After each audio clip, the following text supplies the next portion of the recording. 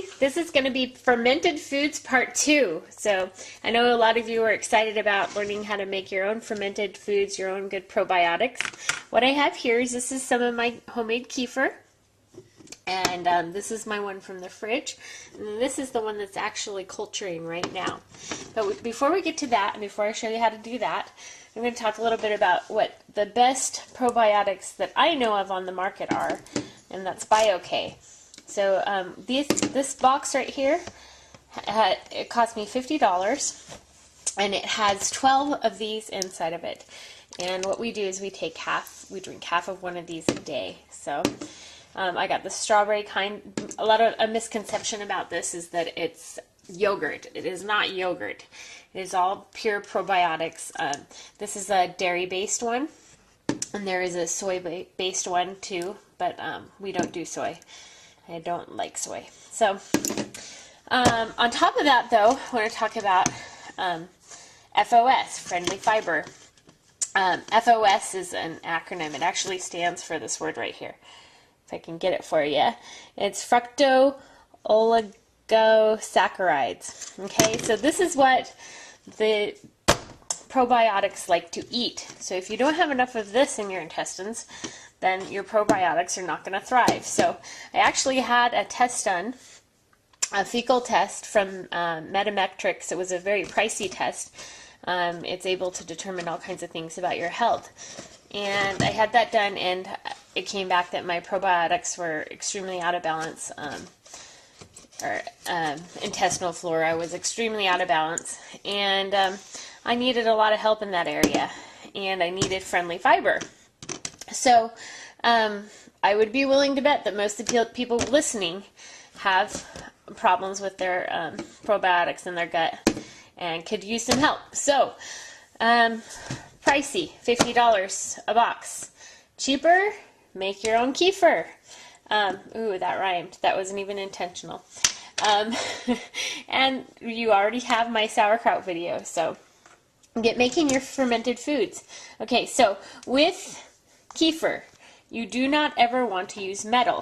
You only use plastic. So I have this stupid, cheesy plastic. It's like one of the only plastic things in my house, but I used to use it to strain kombucha. I don't even strain my kombucha anymore. So now it's been our kefir tool. So I have a bowl that it fits perfectly on top of.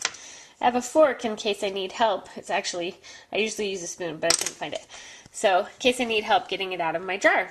So here's what my kefir looks like. I have some kefir grains in there. And this is the amount of raw milk that I put in there. And this has been going for almost 24 hours. And this is what I do every day. So I just do a small amount so I don't become overwhelmed with too much kefir and then have too much going at a time if I was making a whole pint a day that we had to use, which is really not that hard to use. We put it in our smoothies and so forth. So now you can start to see my kefir grains there. Hopefully that's clear. And I am just trying to get all the kefir out of there, separated from my grains.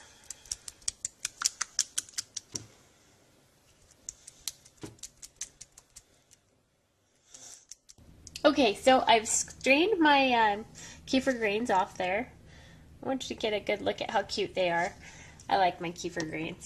So I'm going to go ahead and put them back in my jar. Oh, that was easier than I thought. Okay, so, and then I'm going to give them some more food, my raw milk.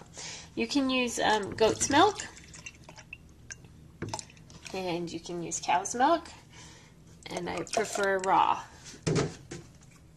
So I have my plastic lid, again, no metal touching it, and then I'm going to leave them for another 24 hours. Now this kefir, I've showed you some videos before that I have kefir in my smoothies. You can use it in your smoothies. It's very thick consistency. You can sweeten it with some maple syrup if you want. There's lots of fun things you can do. I'm sure you've seen the jugs of kefir at the store, but those are pasteurized, and I just don't feel that they have the same amount of probiotics in them. To be clear, this is not the same thing as this. People just always ask me what my favorite probiotic is, what they should buy. So I'm clearing that up by covering this. This is not the same. So this is kefir, and that's how you make it, and it's really simple. Okay, so some people are probably wondering where they can get their own kefir grains so that they can get started making their own. And I got mine a while back on eBay, and they were supposed to be Ukrainian kefir grains from a strain that was over 100 years old or something like that. So I found that to be fascinating and enticing in my choice, so I picked that one. And then there's also an easy, I wouldn't call this difficult, you just saw how easy it is. The hardest part is acquiring your kefir grains. You can also go to the store and get this kefir starter, and I've got one out here, but there's 6 of these packets, so this is 2.